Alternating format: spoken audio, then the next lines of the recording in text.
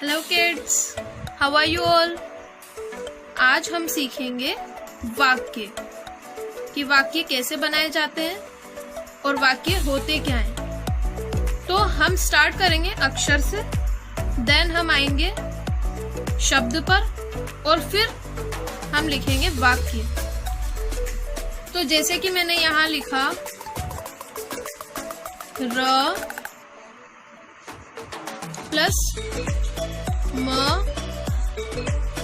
Plus न, र म और न, ये तीनों मिलाकर क्या बन गया? रमन। र म न।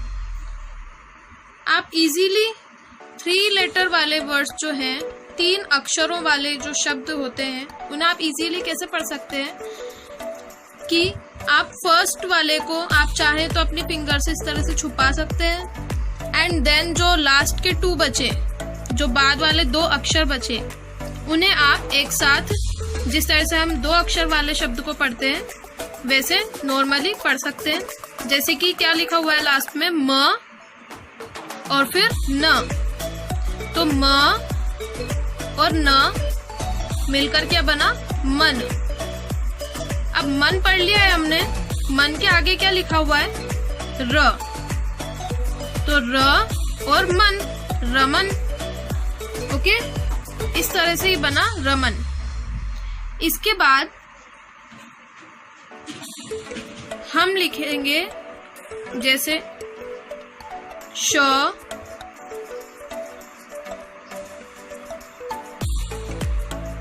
प्लस ह प्लस द। श, ह और द, ये लिखा हुआ है हमने। श, ह, द। अब इसे आप कैसे पढ़ेंगे? वही मेथड हम आप इसमें भी लगा सकते हैं। फर्स्ट वाला जो लेटर है, जो अक्षर है, उसे हमने फिंगर से छुपा लिया है। उसके बाद लिखा हुआ है ह और द। ह, द, हद। ओके, और हद के आगे हमें क्या लगाना है? श। तो ये पूरा मिलाकर हमारा बन गया शहद। ओके, इसके बाद हम देखते हैं र प्लस ख। र और ख, र ख, रख। हम इसे भी यहाँ लिख देते हैं, र ख, रख। तो हमने क्या देखा? ये जो सिंगल सिंगल थे हमारे पास, ओके, इन्हें हम कहते हैं अक्षर। र एक अक्षर है, म एक अक्षर है, न एक अक्षर है। जब इन 3 अक्षर, ये 3 अक्षर जब एक साथ मिल गए तो बना हमारा रमन। रमन एक शब्द है, अक्षर मिलकर बनाते हैं शब्द। इसी तरह श एक अक्षर है, ह एक अक्षर है और द भी एक अक्षर है। श, ह और द, ये तीनों मिलकर बनाएंगे एक शब्द, शहद। इसी तरह र एक अक्षर है, ख भी एक अक्षर है। ये दोनों अक्षर र और ख मिलकर बनाएंगे एक शब्द, रख। अब यहाँ पर हमारे पास 3 शब्द हो गए हैं। एक तो रमन पहला शब्द, दूसरा शब्द है हमारा शहद और तीसरा है रख। शब्दों का जब एक ग्रुप बन जाता है और उस ग्रुप का कोई अर्थ निकलता हो, यानी कि वो जो ग्रुप है वो मीनिंगफुल हो, तो उसे हम कहते हैं वाक्य। यहाँ पर हमारे पास शब्दों का एक ग्रुप बन गया है, एक समूह बन गया है, रमन, शहद, रख।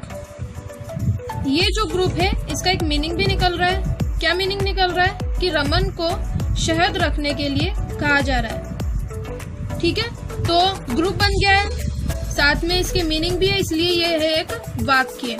क्या है ये? एक वाक्य। अगर हम लिखते रमन और शहद, मान लीजिए हम यहाँ पर रख को नहीं लिखते तो ओनली रहता ग्रुप है अभी भी शब्दों का, लेकिन इसका कोई मीनिंग नहीं निकल रहा है, कोई मतलब नहीं निकल रहा है इसका। रमन शहद, इसका मतलब क्या होता है? तो ये वाक्य नहीं होगा।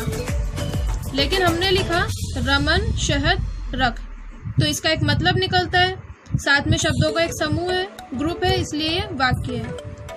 किड्स, अब आपको खुद को प्रैक्टिस करनी है कि आप किन किन शब्दों को मिलाकर वाक्य बना रहे हैं और उसका कोई मीनिंग निकल रहा है या नहीं। अगर मीनिंग निकलता है तो शब्दों का वो जो ग्रुप है वो वाक्य कहलाएगा, नहीं तो मतलब नहीं निकलता है तो वो वाक्य नहीं है।